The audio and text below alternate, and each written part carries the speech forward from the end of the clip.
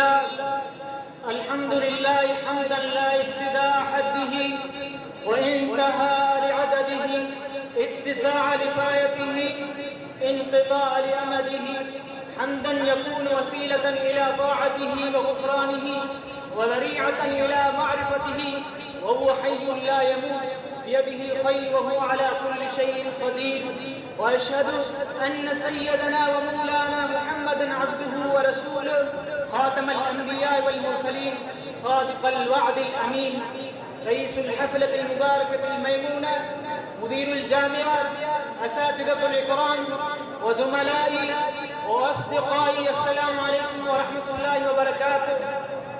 إخواني في الله، ما أحسن الآلام في أيديكم وأوسمة مزينة على صدوركم، والمودة والمحبة والعشق مع وطنكم. بنسبة هذا نشأ في قلبي حبها، وأتيت لألقي الثمن الوطن، لأننا رواد محبة الوطن. إخواني في الله، وطننا وحيدا الذي أسست بعد مدينة النبي بالنظرية الإسلامية والثقافة الشرعية في كل العالم. أيها السادة، أخذنا الحرية ونلنا الاستقلال وصنعنا مناخ الحرية وجعلنا الحرية الفكر والرأي، لكن بعدما توفي قائد أعظم محمد علي جناح مؤسس وطننا العزيز تغير كل شيء، وما شاهد أحد من ذاك يوم إلى الآن.